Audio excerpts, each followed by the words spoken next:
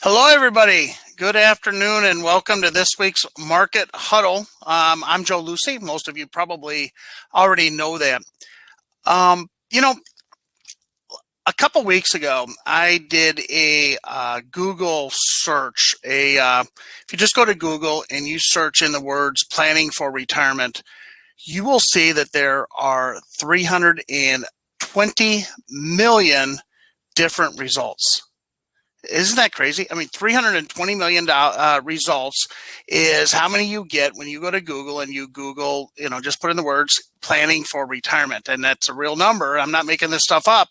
And when you think about it, as I was going through this, I started sifting through it. And what I found is that so much of these 320 million results, well, the information's either outdated, it's misleading, could be flat out wrong. And so that's what I wanted to do here today is talk a little bit about some of those things that we want to think about. I want to try to bust 5 different myths around retirement planning and what you want to be thinking about in your own retirement affairs. Because the truth is that there's rarely a one-size-fits-all system. If you go and read an article that's going to say, here's the way to do this, and the answer is, they aren't living your retirement. They aren't necessarily looking at what your goals are, and you want to make sure that we start to digest through this. And so that's what this week's Market Huddle is going to be about, these 5 different areas, these myths that I wanted to spend some time talking about and kind of addressing each of these one by one. Now, at the end of today's Market Huddle, if you would like to schedule some time, I'm going to make sure that everybody has an opportunity to schedule some time with us here at Secure Retirement. Whether you're an existing client, if you're maybe you've been in the office once or twice and you're not a client yet, or maybe this is the first time you're ever joining us on the Market Huddle. Everybody, if you'd like, go ahead and take advantage of that after we go through this here today. So let me do this. I'm going to start up a PowerPoint there, and I will do this. Okay, so here we go. Here's some disclaimer language, that the attorneys make us put in. Keep in mind as I go through this, I'm not a CPA. I don't interpret tax code. I'm also not an attorney. I can't draw up legal documents, and I don't work for the federal government. I'm not part of the Social Security Administration, but we are certified financial planners, and we believe in a holistic planning approach when it comes to your retirement planning. It's more than just the wealth accumulation.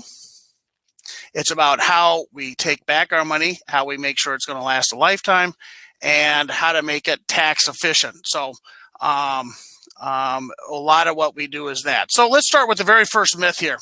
Now, this myth goes way back. Think back to the very first time you probably set aside money into a retirement account. We were all told the number one lie. We're going to put aside this money, and we will be in a higher tax bracket, so therefore we'll get a deduction when we make a contribution to our retirement account. It's going to grow tax deferred for all these years. And I know when we look at our balances, a lot of us are surprised to see how much wealth we've been able to accumulate in our 401ks, far more than maybe what we thought when we first started putting aside money. But we were told that this money would go in and we'd get a tax deduction so that down the road when we took it out, we would be paying lower taxes than the money that got deferred up front. And what tens of thousands of us are now realizing as we transition to retirement, as we start to lose things like deductions, and as we've seen tax changes, that may not be the case, especially when we start counting in this money that is going to be forced to be taken out, like these required distributions. So here's the thing.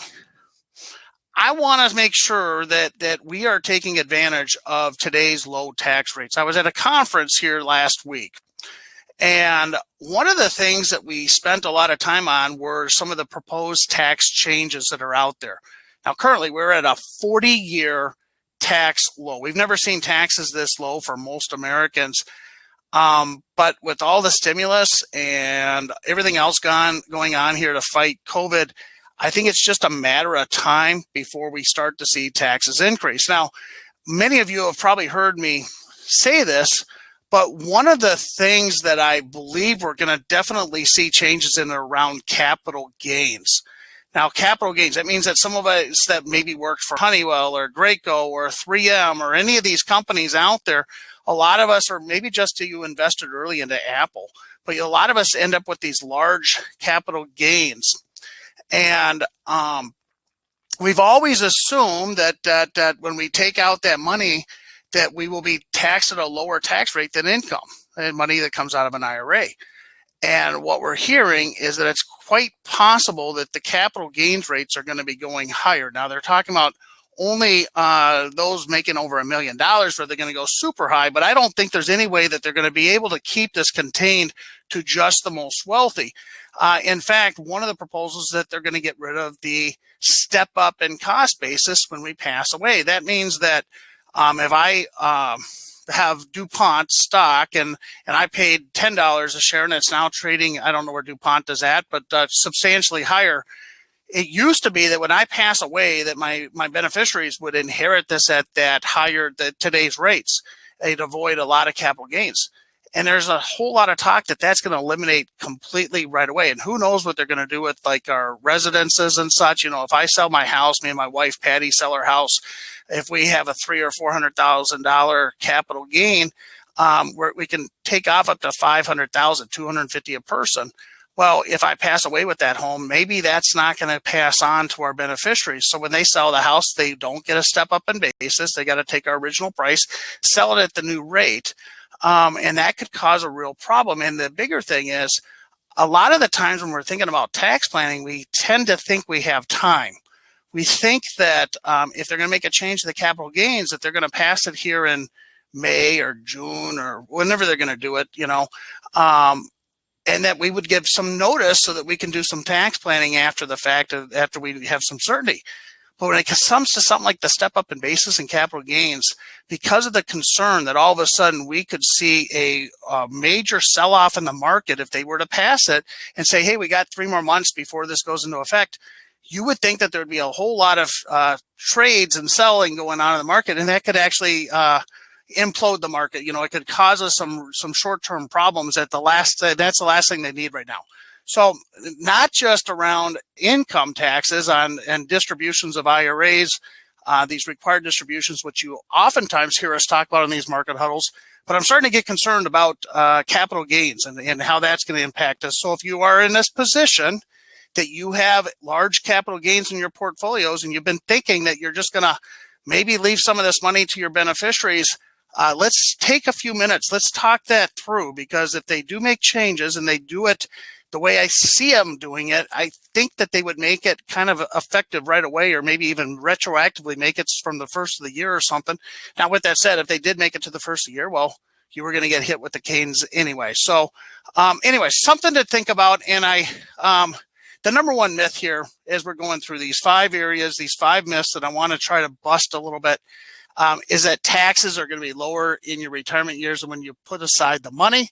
And I hopefully done a decent job here kind of busting that myth. Let's talk about myth number 2. Myth number 2 says that we can rely on a 4% rule of thumb as a safe withdrawal rate on our retirement accounts. Now, here's what the rule of thumb, the 4% has always been. They say that if I look at my account balance, let's say hypothetically I got $1 million. If I have $1 million in my retirement accounts,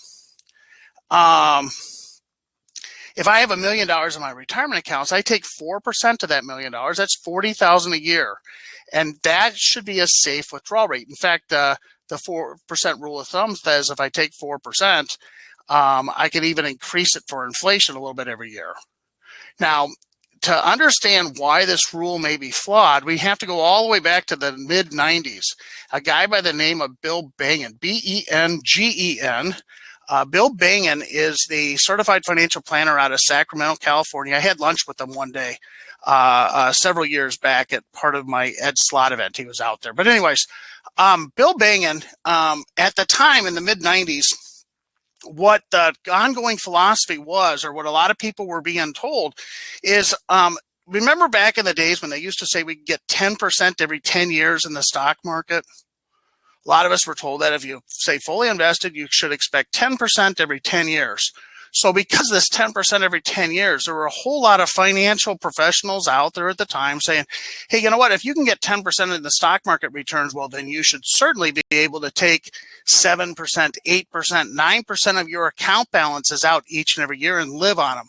Well, Bill Bangan, this certified financial planner out of Sacramento, says that can't possibly be the case, because to get the 10% rates of return, we know there's going to be up years and down years. And when we take money out of a down year, it substantially changes the way that this works. So he goes back to 1926, and he takes 30-year rolling periods of time, 1926 to 1955, 1927 to 1956. And he says, okay, what is the optimal strategy to invest in, and what's a safe withdrawal rate? And what he comes up with is a 60% equity position, 40% bonds. And if you start with 4%, he found that 96% of the time you still have money after a 30-year period of time. Kurt, I see your question there. I'll come back to it at the end if that's okay. So here we are, 4% because Bill Bangan says that. And oh boy, I'll tell you, the Wall Street loves this because it's really simple to teach a brand new rookie advisor how to tell somebody to plan for retirement. If all you got to do is a 4% calculation off of what they have, here's what's a safe rate of return. Well, think of the 1990s to today. In the 1990s, we had interest rates on our bonds of 5, 6, 7%. Where are they at today? Boy, you can't even get a CD for less than 1 year that's paying anywhere near 1%. So we've seen interest rates substantially drop on that 40% of the portfolio that was in fixed income. In fact, right now, you know, what was getting us 5, 6, 7 is getting us 2, 3. And a guy by the name of Wade Pfau, P-F-A-U, takes the same study that Bill Bangan had done back in the 90s. He reruns it, and he says, here's the problem. We aren't getting what we used to get for returns in fixed income. What if I use today's returns and rerun exactly what was how they came up with this 4% rule? And what he finds is that what used to be a 96% probability of success collapses. It's now a coin flip. It's 50-50. In fact, Wade Pfau takes it one step further, says, what's a safe rate of return? This 4% looks like it should be closer to like 2 to 2.5. Now, with that said, many of you know, as we go through our planning processes, there's ways we can help protect families from that, but you need to have a withdrawal strategy that is unique to your own situation. It's a withdrawal strategy that's based on your goals and what you're trying to accomplish. How long do we need to maybe bridge to things like Social Security? We bring that all together. It's part of our planning process.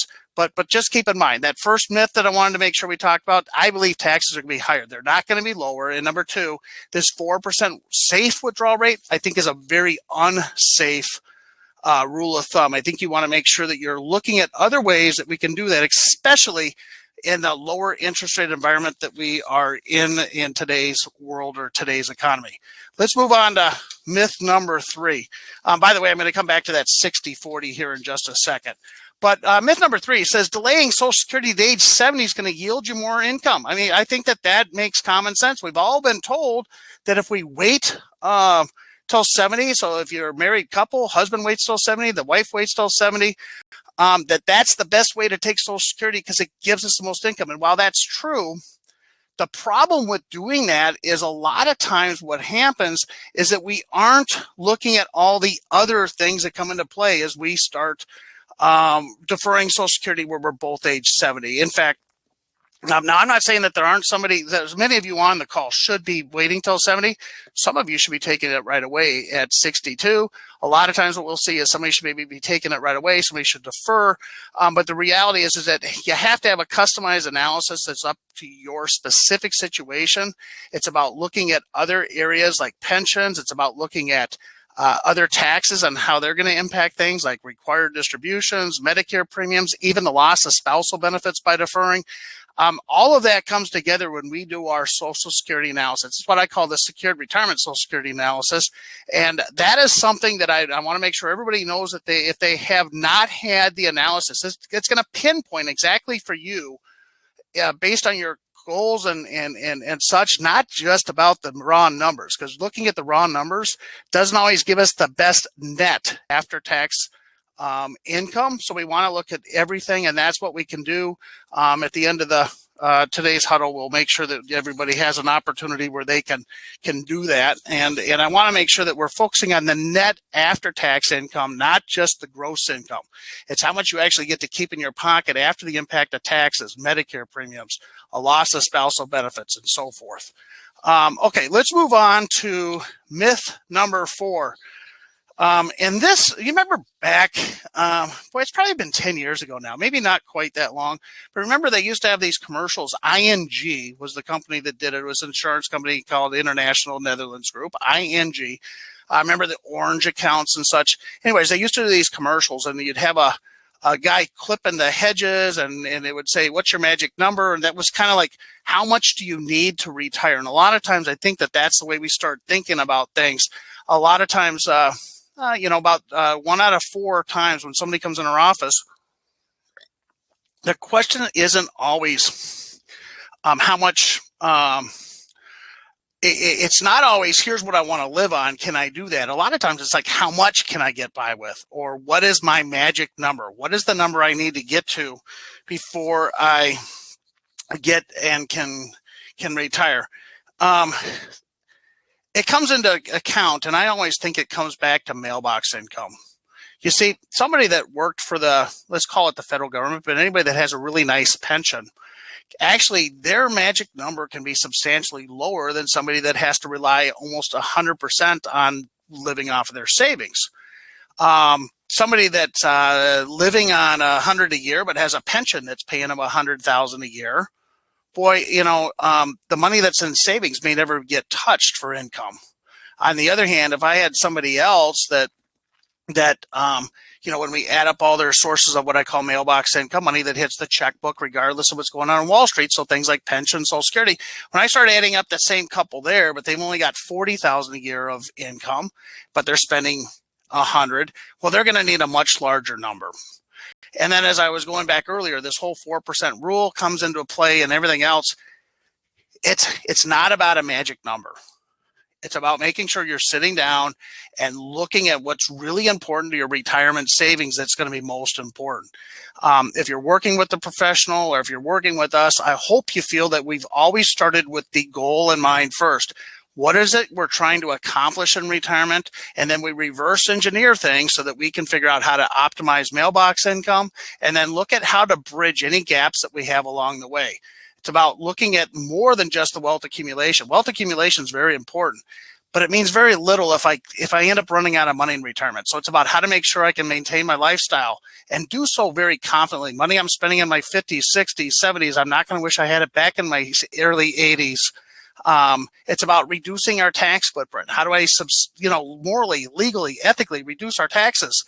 Wealth accumulation is important, but don't do it at the sacrifice of the income or the tax reduction strategies we do. And that's what a lot of folks tell us is what they're looking for when they're working with their secured retirement advisor. All right, one more myth here. I told you we'd kind of be coming back to this a little bit, but the 60-40 asset allocation rule and making sure that we are reallocating automatically, things like that. That's something else I kind of want to kind of poke holes at, because the reality is that the conventional wisdom that we have 40% of our money in stocks, 60% in stocks, 40% in bonds with the low interest rate environment, it means that as these interest rates have spiraled down, it can really start to create some real problems. Not everybody knows this, but the price of your fixed income portfolio, the price of bonds, goes down. There's an inverse relationship, they call it. Cause and effect is negative. When interest rates go up, the price of bonds go down. Now, if we go back to 1980, Ronald Reagan came in office. Remember when Ronnie Reagan came in, we had double-digit mortgages, and all of a sudden in a fairly short period of time, and ever since 1980, for the most part, interest rates have dropped. Well, what that means is if I have a fixed income portfolio, something that's invested in bonds, as interest rates drop, not only do I get the benefit of the coupon payments, the interest I get from my bonds, but I also have been having the advantage of having growth in my bond accounts over time. Well, where we're at here with 10-year treasuries at 1.5 or 1.6%. We got Janet Yellen saying that we are going to have to start raising interest rates. She's kind of fighting a little bit with some of the other folks in the Fed on how soon and what it's inflationary and what's going on with the job market. A lot of stuff over the news here the last weekend. But if we start to look at where interest rates are going to be going over the next, let's just say 10 years, it's really hard to find an economist that doesn't agree that we are going to start to see a rise in interest rates over the next 10 years. Well, that's different than the last 40, almost 50 years of retirement planning, right? Now that we're looking at the last 40 years where interest rates have been dropping, we're actually getting to a point where interest rates are going to start going up. I'm not saying that you shouldn't have a place for fixed income in your portfolio. In fact, I think you should, but there are some bond portfolios or bond alternatives out there that can start to act like that 60-40 blend where it can reduce some of the highs but protect you on the lows without the additional risk of interest rate risk that fixed income is going to have. So if you're not aware of those, if you want to revisit with our advisor team here at Secured Retirement, I want to make sure that you schedule some time. So I'm going to go ahead and click this here. You should see an offer out there where you can get right on our calendars. Again, I want to make sure the doors are open. If you, whether you're an existing client, maybe you've visited with us once, but you never decided the timing wasn't right, that's fine. Or maybe somebody passed this on to you. But these 5 risks, these 5 myths, right, that we've gone through today are something we really do. We see this a lot. We have a lot of families coming in. They start asking us questions about, well, you know, I think taxes are going to be lower in a few years, and I don't think that's going to be the case. That second myth, the 4% rule of thumb, we're still hearing that way too often. Families say, I've got X amount, I got $500,000 or $1 million, and I can withdraw $20,000 a year. Well, that may not be the case. That's actually closely related to the 5th myth about the 60-40 blend. The question you might want to ask yourself, are you looking at all the different alternatives to fixed income? Planning myth number 3, delaying Social Security is the best way to do that. That's usually not the case. It's about how does Social Security fit in with an overall strategy. And then the 4th is that there's this magic number.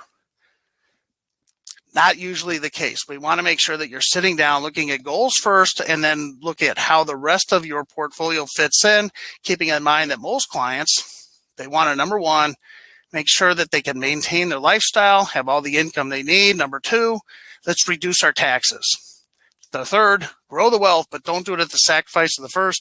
And maybe the overall most important thing is, based on what I said here a little while ago, based on this conference I was at, you know, all of a sudden, if you think this through, if they make changes to capital gains, that could happen very abruptly, very fast, and we may not have any time to plan. So if you've got any kind of large gains in your portfolio and reducing taxes are important to you, I encourage you to click on that. Let's schedule a short phone call, see if we need to bring you in, or if you know that you want to come in and look at anything specific and do some planning, don't be afraid to do that either.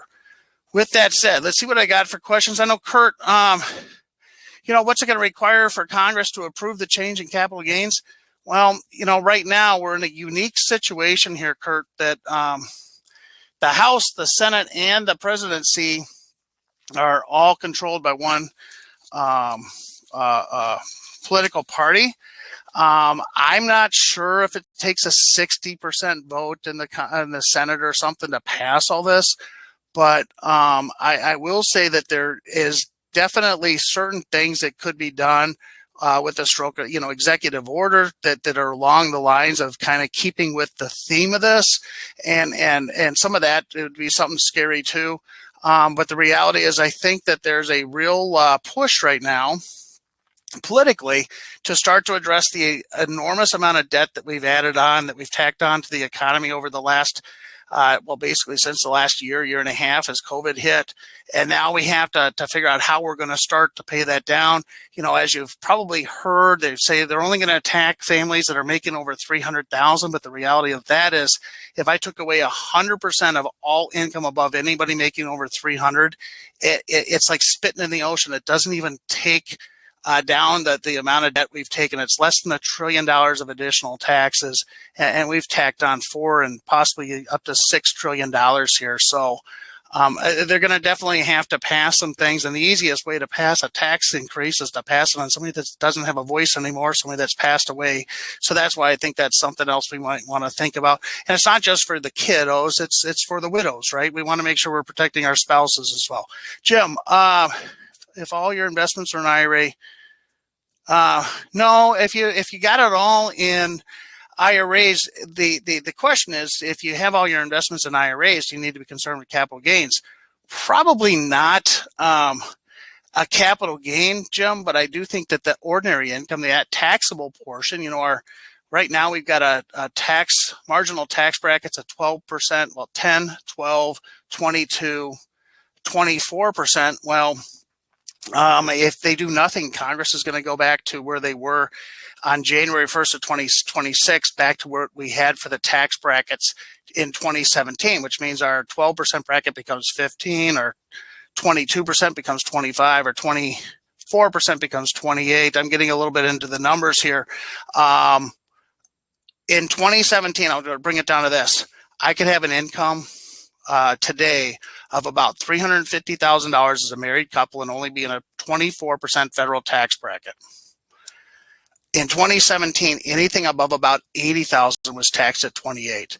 There's a tremendous opportunity. I don't know how long it's going to take. In fact, I kind of feel like even if they were to make something retroactive, I don't think they're going to do it this year, but I think they're going to pass something on the capital gains sooner than that. But when it comes to your IRAs, we really want to start looking forward and seeing how much income you're going to pay on that.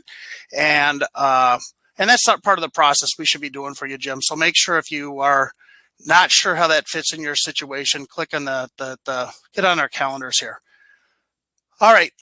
So that's all I have for this week. I hope everybody enjoys the rest of their week. If you have any questions, or in a little bit, we'll make sure we send off the replay of this. If you know anybody else that you think should be watching this, feel free to forward it on, and what have you. So with that said, I'm going to give it another second here. If I don't see any other questions, we'll go ahead and wrap it up. Keep in mind that phone number you see on the screen there, the 952-460-3260. Give us a call. If you can't, if the times on the what have you don't work, give us a call, and we'll schedule some time for more of a one-on-one or what have you need.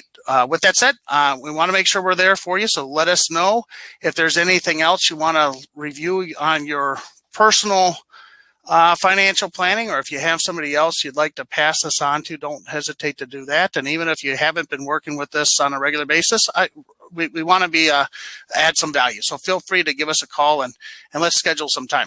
With that said, I will be back next Monday with our next Market Huddle, and I hope everybody has a great rest of their week. Have a great day. Bye-bye.